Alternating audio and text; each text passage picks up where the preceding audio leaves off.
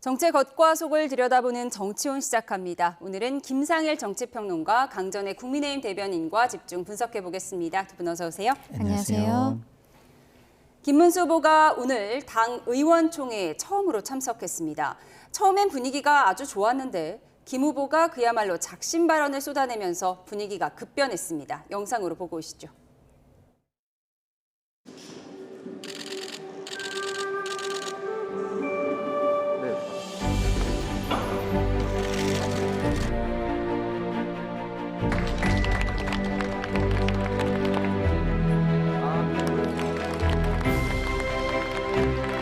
그 알량한 대통령 후보 자리를 지키기 위해서 기자회견하는 모습을 보면서 정말 한심한 모습이었습니다. 제가 후보님께 다소 과격한 발언을 내놓은 바가 있습니다. 이 점에 대해 이 자리를 통해 후보님께 심심한 사과를 드립니다. 정말 여러분 사랑합니다. 당 지도부는 현재까지도 저 김문수를 끌어내리고 무소속 후보를 우리 당의 대통령 후보로 만들기 위해 온갖 불법 부당한 수단을 동원하고 있습니다. 긴 말씀은 안 드리겠습니다. 지도자라면 더 큰 지도자가 되려는 사람이라면 자기 자신을 버릴 줄도 알아야 됩니다.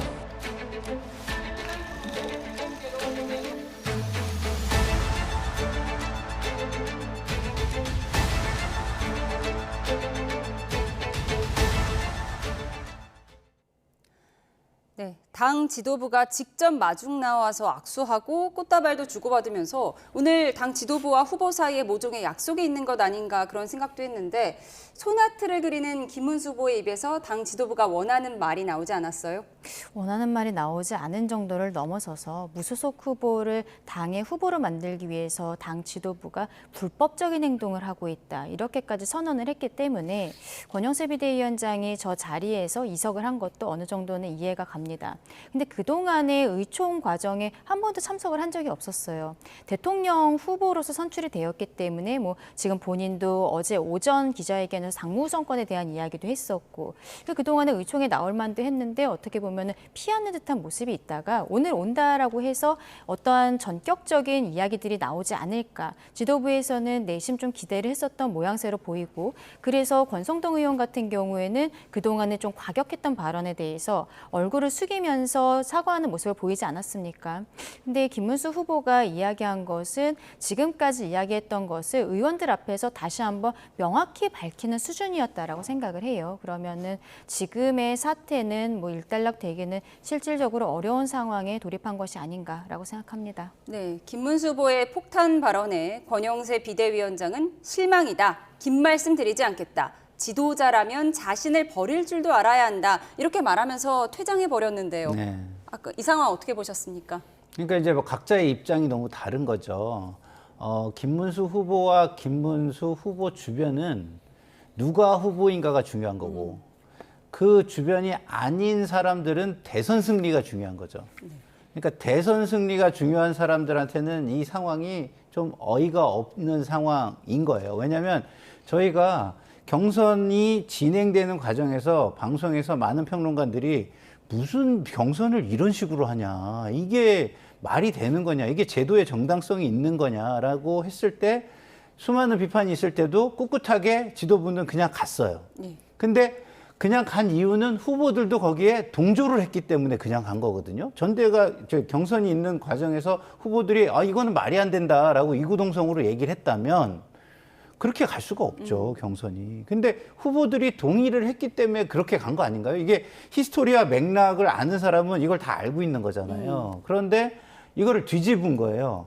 그러면은 사실은 지도부 입장에서는 이 상황에 대한 책임이 엄청나게 큰 거죠. 왜냐하면 경선 김도 뺀 거죠. 대선 승리에 대해서도 큰 책임을 본인들이 만드는 거죠.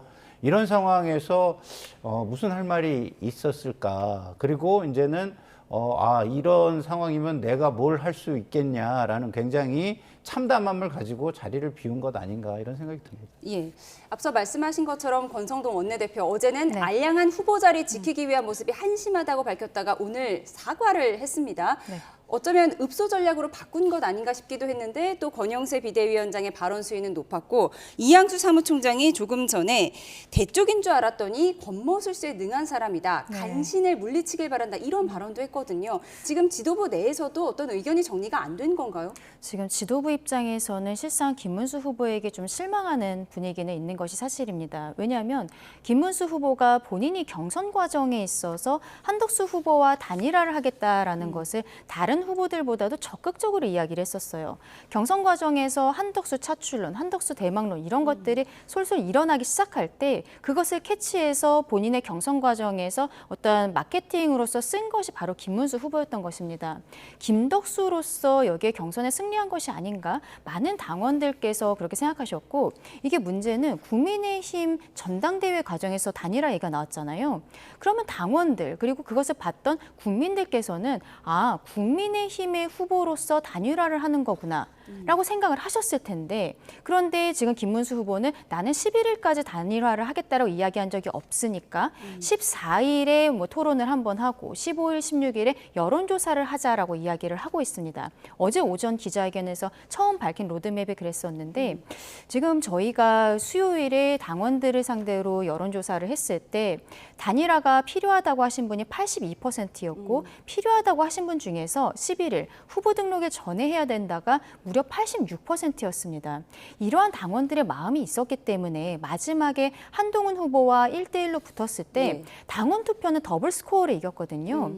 본인이 그동안 했었던 이야기를 갑작스럽게 뒤집는 듯한 모습을 하면서 어떻게 보면 지도부 입장에서는 김문수 후보가 이러한 이야기를 해왔기 때문에 여론조사를 돌리기 위한 안심번호를 미리 받아놓고 전당대회도 혹시라도 한덕수 후보로 변경이 된다면 전당대회를 거쳐야 되기 때문에 전당대회를 미리 준비를 했던 거예요. 그런데 왜 본인과 그 이야기하지 않고 이런 걸 진행하느냐, 일방적인 축출이 아니냐라고 이야기를 하면서 어떻게 보면은 한덕수 후보보다도 지금 국민의힘 지도부와 김문수 후보가 감정 싸움이 깊어지는 이런 모습이 있지 않나 생각합니다. 김문수 후보 어제 한 인터뷰에서 이렇게 말했습니다.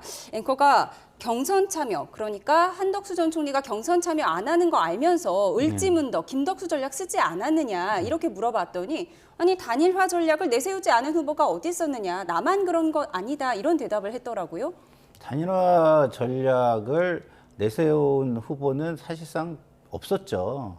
다들 마지막에 마지 못해서 단일화를 용인하지 않으면 표가 떨어져 나갈 것 같다라고 해가지고 마지막에 마지 못해서 그럼 우리도 단일화 할게라고 얘기를 한 겁니다.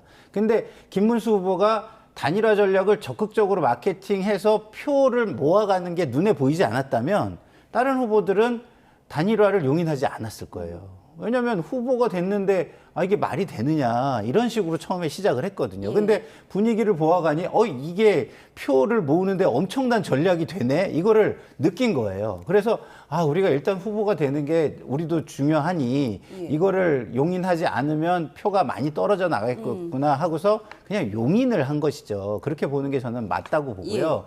김문수 후보는 사실상 처음에 나오면서부터 지금 제가 방송에서 표현하길 윤석열의 대리인들이 나오고 있다라고 표현했는데 대리인처럼 보였어요. 그리고 그 대리인이 별로 그 경쟁력이 없으니 다른 대리인으로 바꾸는 듯한 모습으로 저는 보였거든요. 그런데 경선이 끝나고 나니 이제 본인이 후보가 되겠다고 한 거죠. 다시 말해서 저는 뭐 이 사안을 들으면서부터 줄곧 얘기하는 거지만 김문수 후보는 이름을 김문수에서 뒤통수로 바꿔야 된다. 저는 이렇게 생각을 하거든요. 이게 정치 윤리 상도의적으로는 말도 안 되는 거예요. 그럼 앞으로 대통령 후보가 돼서 하는 말을 유권자들이 어떻게 믿죠? 이분의 말을?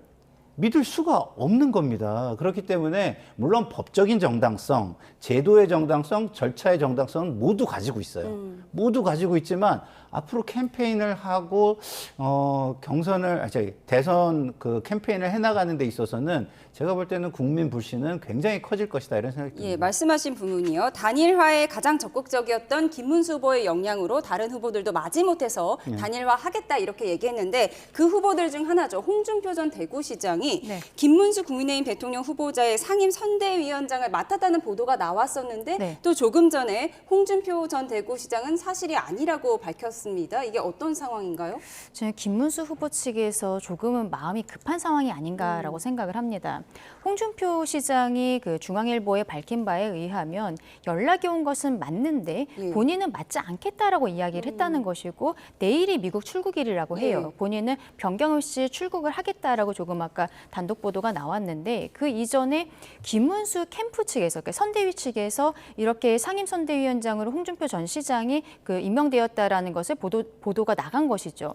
이것은 어떻게 보면은 내부에서의 그냥 실수라고 보기에는 너무 중요한 위치잖아요. 예. 그리고 또 최근에 홍준표 시장이 탈당까지 하면서도 SNS를 통해서 김문수 후보를 좀 지지하는 듯한 이야기들이 있었기 예. 때문에 이 보도를 보았을 때 많은 분들께서 돌아오는 거야? 라고 했지만 그럴 수도 있겠다라는 생각을 좀 하셨던 것 예. 같아요. 근데 이게 사실이 아니라는 것이 밝혀지면은 실상 김문수 후보 측에서는 굉장히 민망한 상황이 될 것이고 아마도 본인이 지금 당에서 오늘 오후 4시까지 여론조사를 돌리고 여러 가지 절차들은 계속 진행될 것으로 예상이 되는 상황에서 본인의 세를 조금 더 보여주기 위한 부분들이 아닌가 그렇게 생각합니다. 예, 홍준표 전 대구시장이 김문수 후보 측의 중앙선대위 상임선대위원장을 맡았다는 이 소식은 홍준표 전 시장 측에서 부인했다는 점까지 전해드립니다.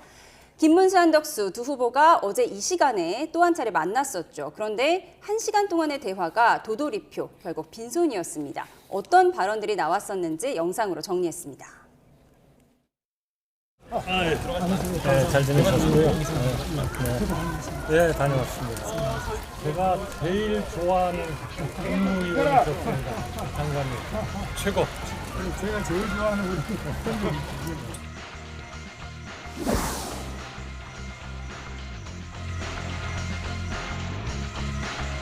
우리가 22번이나 우리 후보님께서 약속하신 일을 그것도 한두 번이 아니고 22번을 그냥 말씀하셨습니까? 후보님이 한 22번쯤을 그렇게 계속 강력하게 말씀을 하셨기 때문에 먼저 시작이 된 거죠. 저는 지금 경선 과정을 거쳐서 또 저만이 아니라 많은 다른 후보들이 다 돈 1억씩 내고 왜 그동안 경선을 했느냐, 왜 우리 보고 돈을 내라고 했느냐, 우리를 완전히 들러리 세우려고.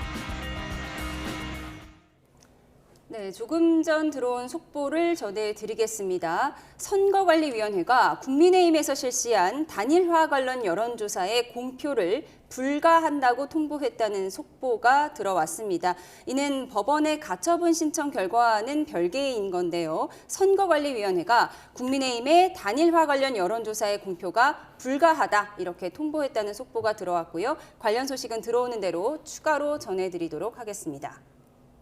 네, 법원 가처분 결과를 기다리고 있었는데 일단 선거관리위원회에서 이 여론조사 발표하지 말아라 이렇게 얘기를 한 거네요. 그렇죠. 이게 지금 이유는 아직까지 속보로 나와서 나오지는 않고 있는데요. 그저께 그 수요일 날 했었던 당원 관련 조사와 달리 오늘 같은 경우에는 일반 국민을 상대로도 여론조사를 하는 것으로 알려지고 있어서 그 부분이 문제가 된다라고 선관위에서는 판단한 것이 아닌가 싶습니다. 그런데 지도부 입장에서는 어쨌든 지금 오늘 4시까지 돌린 이 여론조사를 가지고 무언가 그 다음 절차를 준비했었던 것으로 보이는데 그렇다면 이것을 우리 국민들께 결과를 보여드리지 못한다면 뭐 당연히 이 2명의 후보뿐만이 아니라 우리 국민들, 당원들께서도 납득하시기가 어려운 부분들이 돼서 지금 절차적으로 굉장히 좀 어려움에 봉착한 것이 아닌가 그렇게 생각합니다. 예, 이 소식은 잠시 뒤에 좀 더 자세히 짚어보기로 하고요. 조금 전에 영상을 보여드렸는데 극적 합의를 원하는 지지층 입장에서는 고구마 같은 대화가 아니었을까. 한덕수, 김문수 두 후보가 도돌이표 같은 대화를 반복을 했는데 어제 어떻게 보셨어요? 저는 뭐 익히 예견된 장면이었다고 봐요. 김문수 후보가 입장을 바꿨는데 그걸 쉽사리 다시 바꿀 수 있겠습니까? 처음부터 말의 진정성이 없었다 이렇게 보는 게 맞고요. 그거를 순진하게 믿었던 국민의힘 지도부와 한덕수 권한대행이 좀 뭐 과격한 말을 쓸 수 없으니까 너무 순진했던 거죠. 예. 너무 순진하고 바보 같았다 이렇게뿐이 말씀을 드릴 수가 없다라는 생각이 드는 게 기본적으로 정치는 현실도 굉장히 중요하잖아요. 근데 현실은 이것을 그런 식으로 진행되지 않을 가능성이 굉장히 높은 거를 방송에서 또 많은 평론가들이 이야기했어요.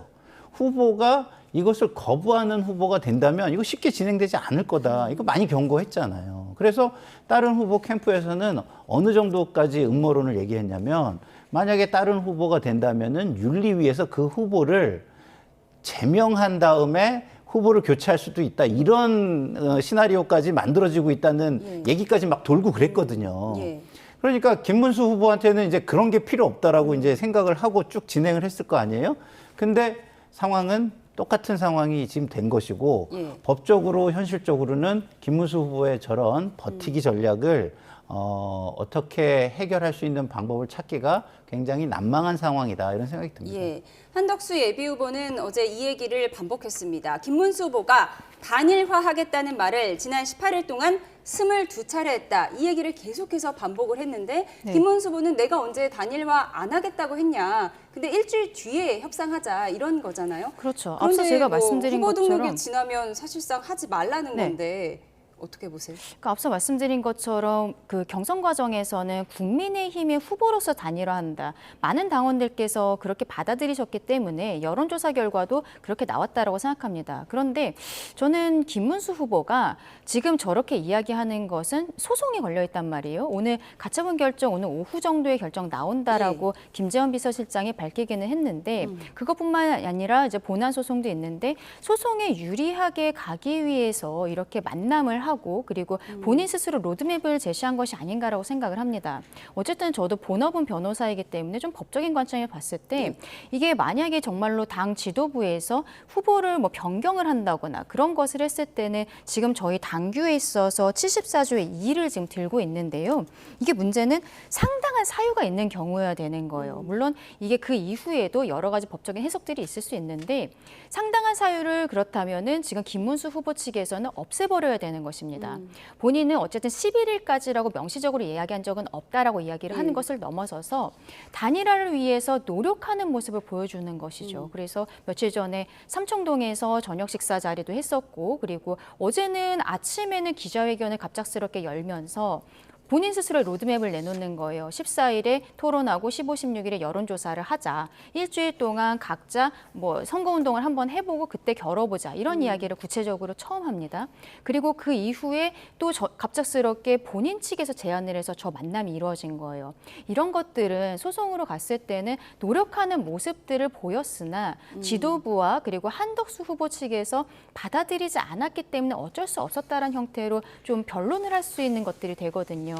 지금 어제 나오는 이야기들은 정말 메비우스의 띠와 같았습니다. 예. 똑같은 얘기를 두 후보가 1시간 넘게 도돌이표로 이야기를 하는 것들이 우리 국민들께서 보시기에도 굉장히 눈높이에 맞지 않았다라고 생각하고 이쯤 되면은 김문수 후보 입장에서는 전혀 이 단일화라든지 이런 것에 대해서는 생각이 없는 것이 아닌가라고 보입니다. 예.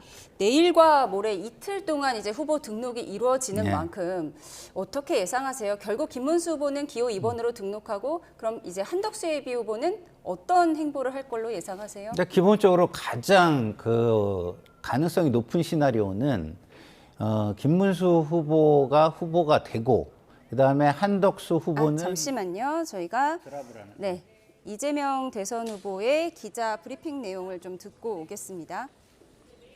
네. 험지로 불리는 경북 지역을 공략하는 이재명 후보 지금 기자 간담회를 이어가고 있습니다. 들어보겠습니다. 그냥 즐겁지요. 물론 이제 현장에 계신 우리 국민 여러분들은 참 힘드신 것 같습니다. 그리고 그 어려운 환경을 보는 제 마음도 참 아프긴 한데 그래도 고향이고 또 경상도 말 쓰는 분들 만나서 말씀 들어보면 정말 고향이다. 마음이 푸근해지는 그런 느낌이 듭니다. 표도 좀 많이 나왔으면 좋긴 하겠는데 그건 모르겠죠. 여하튼 고향에 오니까 좋습니다.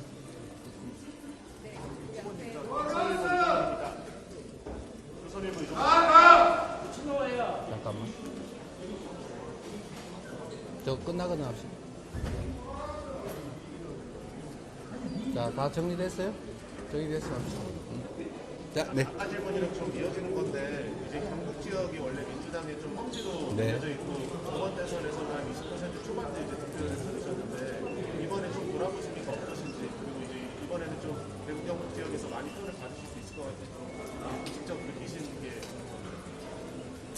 글쎄 잘 모르겠어요. 그래도 정치인들은 가끔씩 함정에 빠지는데 다 만나보면 다들 좋아하세요. 박수 쳐주시고 응원해 주시는데 막상 뚜껑을 열어보면 좀 다른 경우들이 있습니다. 뭐 경북이 우리 민주당 입장에서는 대구만큼이나 어려운 지역인데 언제나 우리는 오해를 벗기 위해서 또 희망을 함께 나누기 위해서 최선을 다합니다. 그러나 이번 6월 3일 이번 대통령 선거는 이 나라의 운명이 걸린 매우 중요한 선거입니다. 네 편, 내 편, 또 색깔 이런 걸 따지기 전에 진정으로 나라를 위해서 이 나라 국민들의 더 나은 삶을 위해서 첫째로 충직하고 두 번째로 유능한 그런 일꾼이 누구인가를 잘 판단해 주시기를 새삼 당부드릴 뿐입니다. 최선을 다하겠습니다.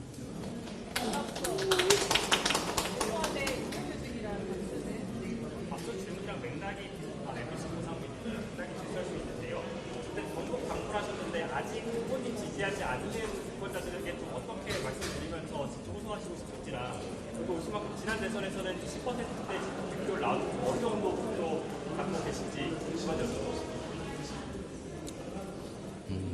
뭐 진인사 대천명이라고요. 사람이 할 수 있는 최선을 다하고 결과는 또 하늘에 맡기는 거죠.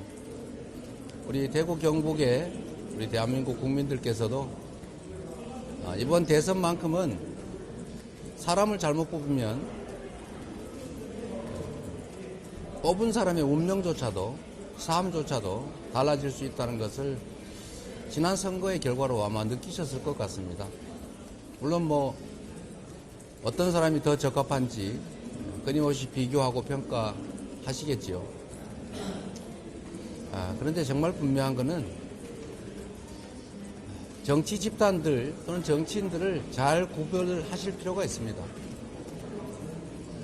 결국 우리의 운명이 달려있지 않습니까? 저는 더 나아지실 거라고 확신하고 또 뭐 나아지지 않은들 우리로서야 최대한 노력해서 설명드리고 또 우리 국민들의 선택을 기다릴 뿐이지요. 최선을 다하겠습니다. 정도만 일단 질문을 더 받아보자. 아까 보셨죠? 네, 저희주의 이승주라고 합니다. 오늘 그 김재현 진보당 대선 후보가 압도적 대선 승리를 위해서 대선 후보직 사퇴하고 후보님 지지 선언을 했는데요. 진보 진영 단일화에 대한 후보님의 입장도 여쭙겠습니다. 후보 안 나가신대요? 뭐 감사하게 생각하지요. 네. 경향신문 이유진입니다.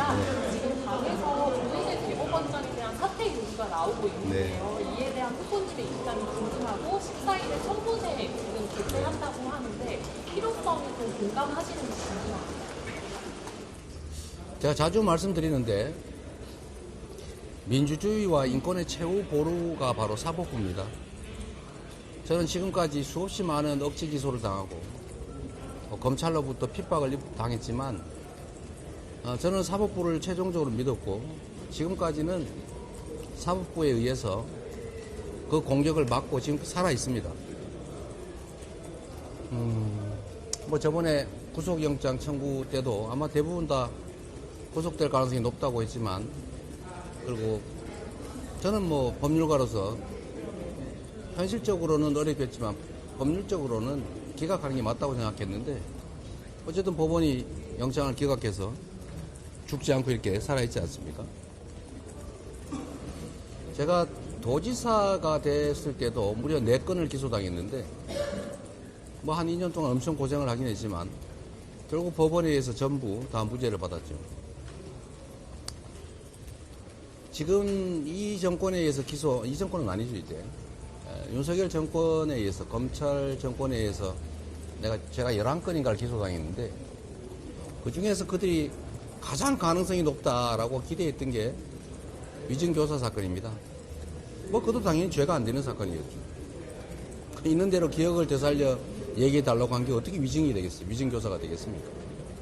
그 역시도 법원이 잘 가려줬죠.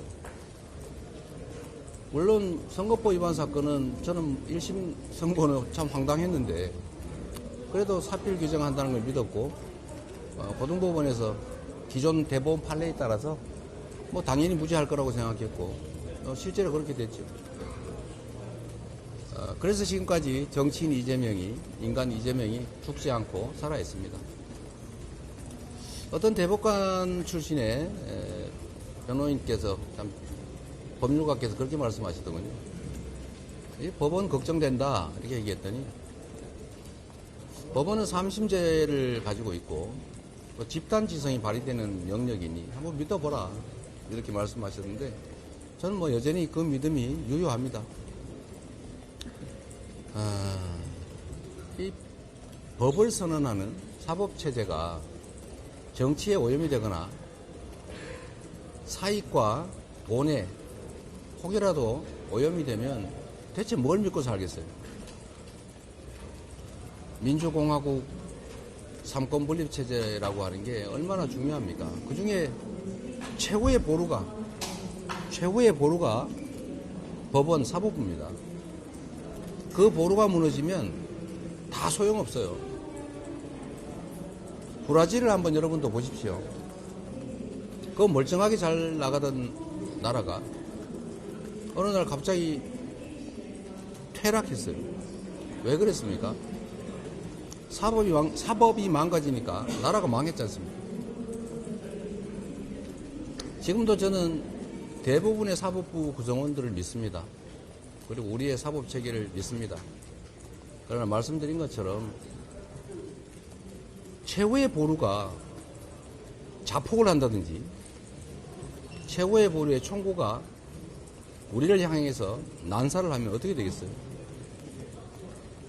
고쳐야죠. 보루를 지켜야죠.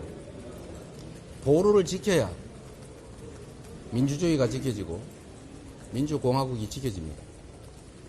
그 보루를 지키는 길이 어떤 길인지를 우리 국민들께서도 다 아십니다. 사법부 구성원들도 다 알고 있죠. 정의와 상식, 합리에 따라서 헌법과 법률에 따라서 모두들 잘 판단하고 잘 처리할 거라고 믿습니다. 네. 죄송한데 저희가 일정이 그냥 놔두세요. 밀렸는데 하나만. 아니 뭐 저도 할 말이 좀 있으니까 하라고. 비가 와서 오늘 일정이 많이 밀려서 네. 이어지는 질문이어가지고 질문을 드렸는데 전국 법관회의가 26일로 잡혔습니다. 며칠요? 26일로 잡혔는데요. 아, 상당히 늦게 잡혔네요. 후보님 사건 관련이니까 말씀 부탁드리는 지도부 아까 가보신 기념관 큰 부분을 추가를 하셨는데 어떻게 그렇게 하시게는 분도 많이 있었어요. 일단 저는 우리 사회가 앞으로 해결해야 될 제일 중요한 과제 중에 하나가 물론 먹고 사는 문제를 해결하는 게 제일 중요하겠습니다만 그거 별로 중요하지 않는 걸 가지고 좀 덜 싸웠으면 좋겠어요. 좌니 우니 파란색이니 빨간색이니 물론 차이들이 있으면 그 차이를 드러내고 조정할 필요가 있습니다. 뭐 없게 할 수는 없죠. 그러나 차이는 차이일 뿐이죠. 다르다고 해서 틀린 건 아닙니다. 근데 우리는 다르기만 하면 제거하려고 해요. 제거하고 자기만 살겠다는데 세상에 그게 가능합니까? 음지가 있으면 양지가 있는 거고 산이 높으면 골도 깊은 것인데 내가 이쪽을 생각하면 저쪽이 생각하는 사람도 있죠. 동전도 앞면이 있어야 뒷면이 있는 거 아닙니까? 그래서 서로 존재를 인정해야 됩니다. 그리고 차이 크지 않아요. 조정하면 됩니다. 뭐 양보를 크게 안 해도 돼요. 서로 얘기하다 보면 접점이 생겨요. 제가 이런저런 현안을 가지고 입장이 다른 사람들 간에 이렇게 모여서 토론을 많이 하게 합니다. 제가 시정을 할 때도 도정을 할 때도 뭐 계곡 상인들 그 불법 시설물 때문에 뭐 철거하고 대안을 세울 때도 다 모여서 대화를 해봅니다. 상당 부분은 오해고, 상당 부분은 곡해고, 상당 부분은 다 보완할 수 있는 일들입니다. 해결할 수 없는 마지막 영역들이 조금씩은 있어요. 그러나 그거는 결국은 법과 원칙에 따라서 해결할 수 있죠. 그걸 하라고 권력이 있는 겁니다. 그 권력을 바탕으로, 권한을 바탕으로 대화를 하면 대부분의 문제는 해결돼요. 제가 시정을 할 때도 성남시장실에 9층에 구석에 숨어있던 시장실을 2층으로 옮겼더니 경찰서장이 찾아와가지고 그 2층에 있으면 절대 안 된다고 해서 왜 그러냐 했더니 시장실을 점거당할 텐데 그럼 자기가 직위해지 된다고, 자기 살려달라고 절대로 2층 안 된다고 하더라고요. 그래서 제가 그렇게 얘기했어요. 절대 점거 안 할 테니 걱정하지 마라. 무슨 특별한 수가 있냐. 그래서 제가 그랬죠. 여러분도 궁금하지 않습니까? 점거 안 당하는 방법? 제가 열쇠 주고 가겠습니다. 그냥 쉬다 가세요. 이러면 점거가 아니잖아요. 실제로 들어와서 몇 분이 농성을 하길래 제가 저녁 6시에 키 맡기고 퇴근했어요. 그때 10시 되니까 집에 가셨더군요. 그리고 다음날 다시 모여서 얘기하고, 근데 그 다음부터는 다시 안 오세요. 대개 한 2-3시간 얘기를 하면 다 해결이 됩니다. 전 우리 사회도 좀 그랬으면 좋겠어요. 안 싸워도 될 걸 가지고 너무 많이 싸워요. 특히 정치가 그걸 부추깁니다. 우리 국민들은, 주민들은 살기 어려워서 웬만한 건 양보하고 대화하고 타협할 생각이 있는데, 정치하는 사람들이 자신들의 정치적 이익 때문에 그걸 부추기고 요만한 걸 이만하게 만들고 없는 걸 또 만들어요. 그러지 않는 게 매우 중요하겠다, 그런 생각이 듭니다. 법관회의 얘기하셨군요. 저는 금방 열릴 줄 알았는데 상당히 뒤로 미뤄졌네요. 그것도 아마 문제를 해결해 가는 과정 중에 일부일 것 같습니다. 그러나 법원도 우리 국민들이 얼마나 사법부를 신뢰하고 기대하는지를 기억해야 됩니다. 그게 맹목적인 추종이나 불종은 아닙니다. 합리적이고 상식적이고 법률에 부합하는 판단을 하기 위해서 노력한다고 믿고 있고, 대부분의 사법부 구성원들이 그렇게 노력하고 있기 때문에 그렇게 믿는 것입니다. 그 믿음과 신뢰를, 기대를 깨지 말아야 합니다. 정말 여기서 좀 뭐예요? 응? 다부동. 다부동에도 너무 멀리 갔는데. 그래서 역사 문제도 사실 마찬가지다, 그 말씀을 드립니다. 이미 역사 속으로 사라진 이야기들입니다. 그런데 그 역사 속의 일들을 꺼내서 자꾸 편가리 수단으로 써요. 제가 이승만 대통령, 박정희 대통령 그 묘역을 저도 안 갔습니다. 가면 너무 시끄러워지니까요. 그게 또 다른 정쟁의 요소가 되니까 안 갔는데, 이번에는 그걸 감수하기로 하고 갔다 왔더니 별로 말이 없어요. 다 공과가 있는 거 아닙니까? 그리고 특히 나라를 지키기 위해서 목숨을 바친 사람들에 대해서는 그게 뭐 거리가 중요합니까? 어느 쪽에 가까웠다, 어떤 생각을 가지고 있었다, 뭐가 중요하겠어요? 한 목숨을 바쳐서 이 나라를 구하기 위해서 전투에 참여했고, 그리고 산화에 갔는데 기억하고 기려야죠. 근데 이번에 일정에 빠졌길래 제가 긴 시간 걸리는 것도 아닌데 한번 가자고 해서 갑자기 갔다 왔습니다. 뭐 갔더니 볼 것도 있고 괜찮더군요. 볼 것도 있고 괜찮다고. 죄송합니다. 저희 진짜 여기서 좀 정리하겠습니다. 네. 하나만. 진짜 딱 하나만 갖고 끝내겠습니다. 죄송합니다. 네. 오늘 발언하시면서 아주 멋있습니다. 오늘 발언하시면서 12월 3일 비상기업을 주권자 국민들이 뭉쳐서 이겨냈다는 말씀을 반복할 때는 12월 3일을 국가 기념일로 지정하는 것을 공약화하실 계획도 있으십니까? 그런 요구를 12월 3일을 기념하자라는 그런 요구나 주장이 많기는 합니다. 그런데 저는 아직은 깊이 생각해 보진 않았어요. 우리가 6.25를 기념을 하고 있잖아요. 전쟁 발발일이잖아요.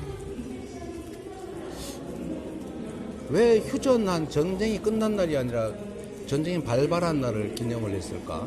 그 생각을 평소에 하고 있었는데 이날도 군사 쿠데타를 시도한 날이지 군사 쿠데타를 제압한 날은 아니잖아요. 그래서 제가 좀 생각이 좀 복잡합니다. 그러나 뭔가 그 위대한 우리 국민들의 그 평화로운 그 투쟁이라고 할까요? 그런 건 저는 기록은 해야 될 것 같습니다. 네, 정말 여기서 마치고 저희가 아니 저 굳이 하겠다는데 뭔 얘기가 들어보세요.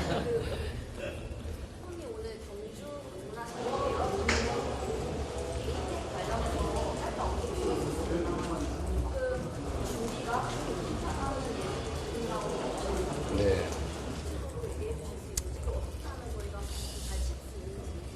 네.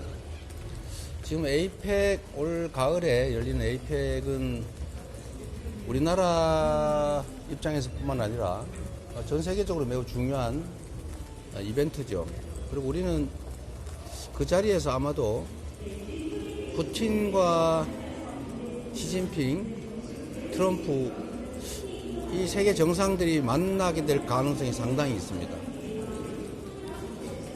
매우 중요한 국제 행사인데 지금 일각에서 시설물 준비나 이런 게 매우 우려된다는 의견들이 많습니다.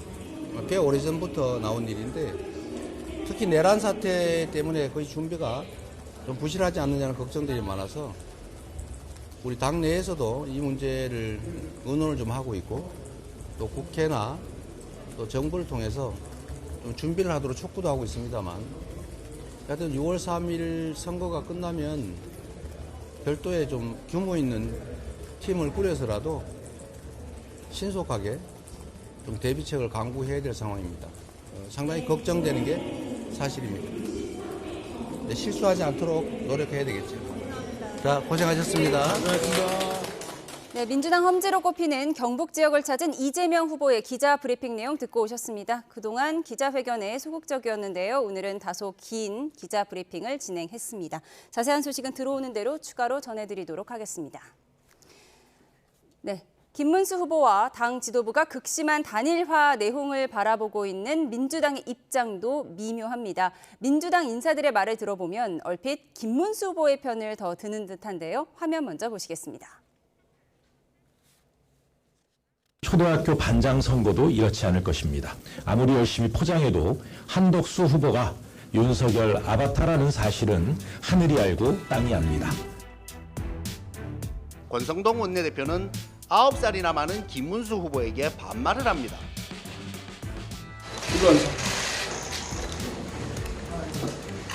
이거 우리 황홍여 선배님 그 하시는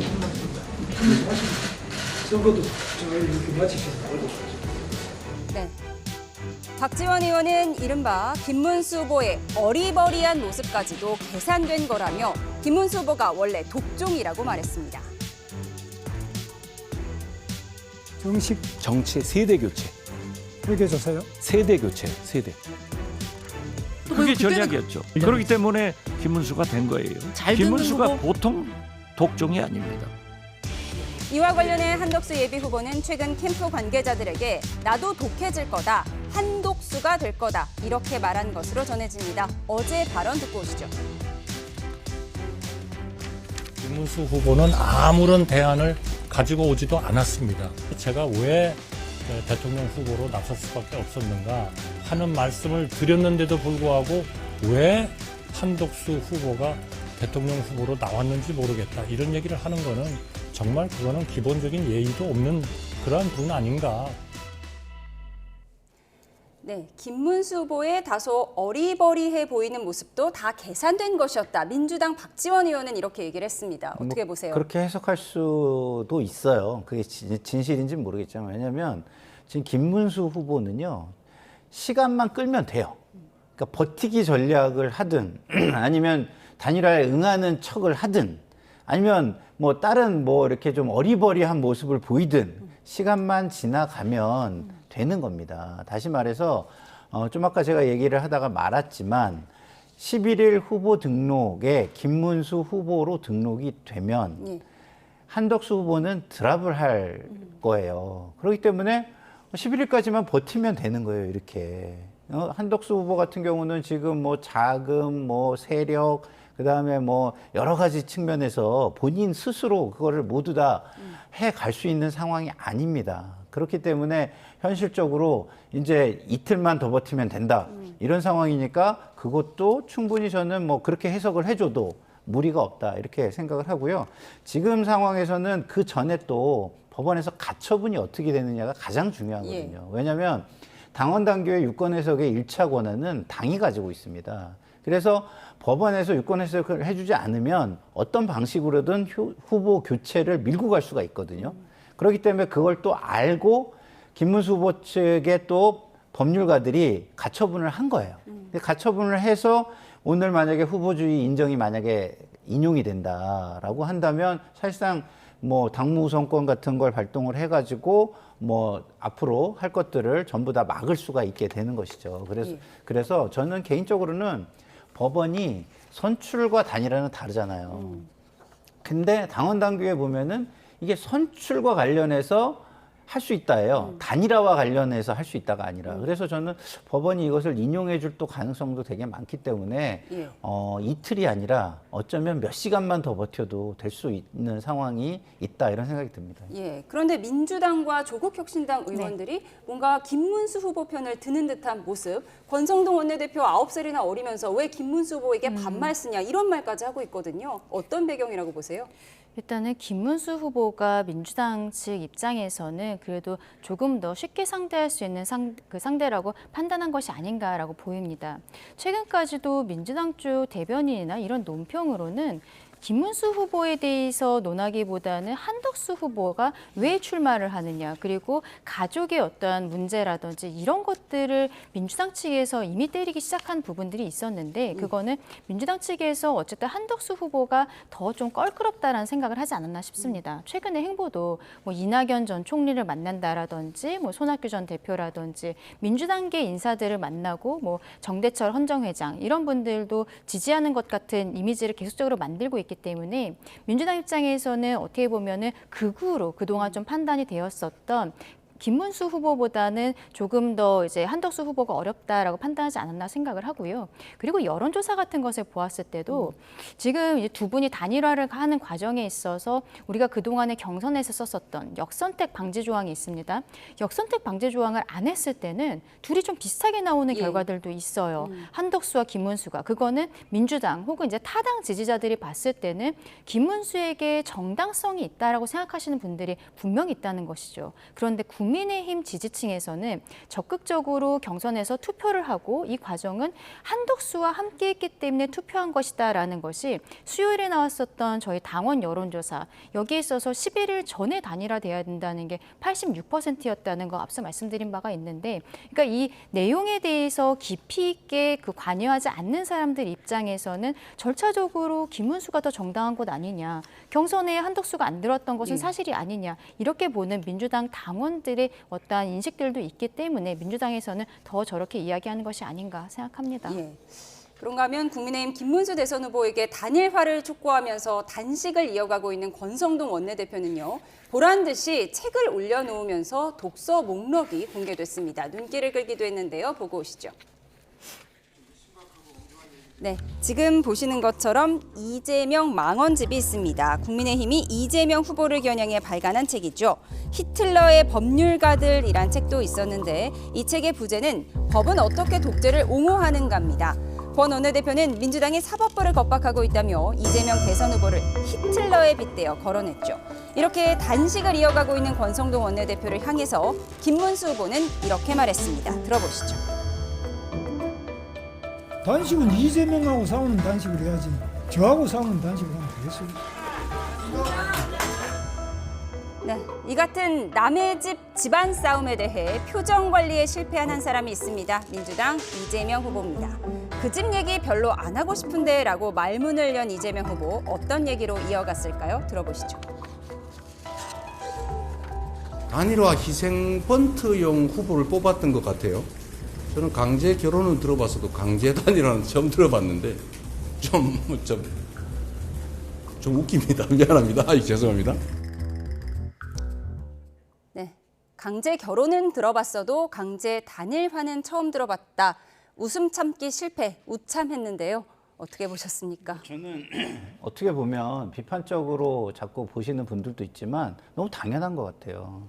제가 봐도 이게 무슨 코미디 같아요. 너무 해괴하고 비정상적이고 어떻게 보면 또 그렇기 때문에 조금 웃기고 재밌기도 하고 그러나 좀 깊이 생각하면 좀 이게 우리나라의 그 거대 양당 중에 하나의 모습인가라고 생각하면 또 굉장히 좀 서글프기도 하고 이런 거예요. 그래서 복합적이기 때문에 지켜보면서 야, 참 이거 웃긴다 이렇게 생각이 드는 거는 저는 너무 당연한 부분일 수도 있기 때문에 저 순간에 야, 이게 가능해? 일반적이야, 이게? 이러면서 좀 굉장히 웃겼을 수도 있겠다, 이런 생각이 듭니다, 저는. 예, 단일화 갈등이 점입 가경인데 당 지도부가 강행한 단일화 여론조사 결과는 조금 전 선관위가 공표를 하면 안 된다고 했고요.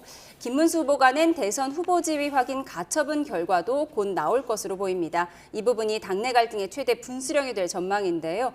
네, 녹취를 듣고 오시죠.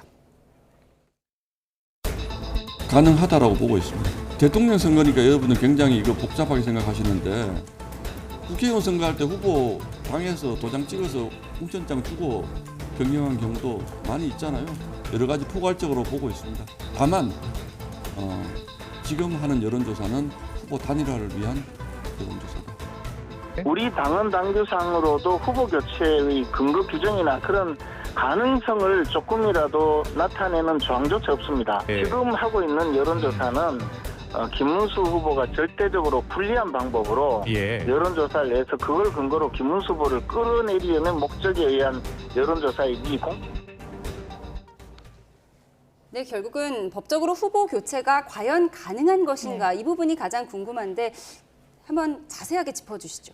일단은 앞서 잠시 말씀드렸는데 저희 당헌 74조의 2에서는요. 상당한 사유가 있는 때에는 대통령 후보자 선출에 관한 사항은 대통령 후보자 선거관리위원회가 심의하고 최고위원회, 지금 이제 비상대책위원회인데요. 비대위의 의결로 정한다라고 되어 있는 부분들이 있습니다. 그래서 지금 조금 아까 신동욱 수석 대변인이 이야기한 것은 어쨌든 지금 다시 선거관리위원회가 이양수 위원장을 중심으로 꾸려진 부분들이 있고 여기에서 심의를 한 이후에 비대위에서 의결을 하면 후보 교체라든지 이런 것도 가능한 것이 아니냐라고 이야기를 하고 있는 것으로 보이는데요. 그렇다면 상당한 사유가 있어야 되는 것이죠. 상당한 사유라는 것이 본인이 김문수 후보가 경선 과정에서 이야기했던 약속을 이 공약을 지키지 않았다라는 것이 과연 그러면 후보를 교체하는 당내 경선은 이미 마무리가 되었는데 새로운 전당대회를 통해서 다른 후보를 선출하는 과정을 거치는 것에 상당한 이유가 되는 것이 좀 의문이 있는 부분들이 있습니다. 그래서 지금 김문수 후보 측에서는 바로 그 상당한 사유가 없다라는 것을 어필하기 위해서 앞서 한덕수 후보와의 식사 자리 그리고 어제 오후에 티타임이라든지 그리고 오전에 본인이 기자회견을 열어서 갑작스럽게 14일에 TV 토론을 하고 15, 16일에 여론조사를 하자. 구체적인 로드맵을 제시를 하는 거예요. 나는 이만큼 적극적이었다? 네, 저는 근데 그 얘기를 하기 전에 대구에 내려간 적이 있었습니다. 며칠 전에. 근데 대구에 있을 때 지도부가 그 권영세 비대위원장과 권성동 원내대표가 대구로 내려가서 만나겠다라고 이야기를 하고 출발을 했어요. 한덕수 후보도 만나러 가겠다라고 했습니다. 근데 그때 김문수 후보가 갑작스럽게 일정을 다 중단을 하고 잠적을 했었거든요. 저는 그 부분에 있어서 뭐 김재원 의원도 역시 법률가 출신이니까 주위의 변호사들이 이런 형태로 대화를 하지 않으면 소송에서 패소할 가능성이 있다라는 것을 좀 옆에서 언지를 줬던 것이 아닌가라고 변호사로서는 그렇게 생각을 했거든요. 대구에서 지도부를 만나지 않는다는 것은 모르겠습니다만 한덕수 후보와도 대화조차 거부하고 잠적했다라는 것은 본인의 적극적인 의지가 없는 것처럼 보일 수가 있는데 바로 그 이후부터는 서울에 와서 본인이 연락을 해서 만나고 구체적인 로드맵을 이제 와서 제시를 하는 거예요. 일주일 동안 선거운동을 하고 그 이후에 TV토론과 여론조사를 하자라고 이야기하는 것이 진정성이 있어 보이려면 5월 3일에 전당대회 끝나고 본인은 그동안에 직시하겠다고 했잖아요. 끝나고 내가 오늘 후보가 되었으니까 앞으로 일주일 동안 각자 열심히 선거운동을 한 뒤에 다음 주에 TV토론과 여론조사를 합시다 했으면 지금 바로 이 시점이 그 시점이 되는 거예요. 근데 지금까지는 아무런 얘기 없이 어떻게 보면 뭉쓴 듯한 모습을 보이다가 갑작스러운 로드맵을 제시하고 또 만나는 모습을 보이고 오늘 의총회까지 나가고 이런 것들은 소송을 염두에 둔 행동들이 아닌가라고도 생각합니다. 지금 김문수 후보는 후보 지위 인정해달라 이 가처분 신청을 낸 상태고 결과가 곧 나올 것 같은데 지금 비대위원장 직인이 찍힌 당선증을 받지 못한 상태잖아요. 그렇죠. 그럼 이 부분도 영향을 줄 수 있을까요? 저는 그런 부분은 영향을 주기 어렵다고 보고요. 기본적으로 이게 가처분이라는 게 후보가 선출이 되면 그냥 인정이 되는 거예요. 그러면은 이제 가처분을 신청을 했을 때 후보는 그냥 인정이 되는 건데 이거를 확인해 달라는 게 무슨 법적 실익이 있냐 해가지고 가처분이 기각될 가능성이 되게 높았거든요. 근데 지도부가 너무 성급했던 거예요. 플랜 B를 너무 일찍 보여준 거예요. 공개해버리니까 김문수 후보 측의 법률가들이 이거를 대비할 수 있는 시간을 줘버린 겁니다.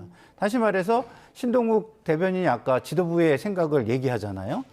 이거 당원 당규를 가지고 후보를 교체할 수도 있다. 그러면 법원이 이거를 알면은 이 선출된 후보자에게 치명적인 피해가 있을 수 있다라고 생각해서 가처분을 처리할 수 있는 피해에 대한 실질적인 실익이 발생하는 겁니다. 그래서 사실은 저 얘기를 안 했으면은 가처분은 제가 볼 때는 기각이에요. 근데 저 얘기를 했기 때문에 이 피해가 발생할 수 있는 부분에 대해서 법원이 판단할 구실이 생겨버린 거다 이런 생각이 들고요. 그리고 지금 간과한 게 저는 또 하나 있다고 보는 게 아까 제가 얼핏 말씀드렸지만 지금 강전혜 변호사님이 그 대변인께서 읽어주셨지만 선출에 관해서 하는 거잖아요. 근데 선출은 다 끝났어요. 지금 하는 건 단일화예요. 그렇기 때문에 사실은 법원이 판단을 이게 사법 자제에 의해서 정당의 운영에 관해서 우리가 판단하지 않겠다고 하지 않는 한 판단을 한다면 인용 가능성이 저는 상당히 높다 이런 생각이 듭니다. 김문수 후보가 신청한 후보 지위 인정 가처분 신청 결과 곧 나올 것으로 보이는데요. 단일화 내용의 분수령이 될 전망입니다. 추가 소식은 들어오는 대로 전해드리겠습니다. 지금까지 김상일 정치평론가, 강전혜 국민의힘 대변인이었습니다. 고맙습니다.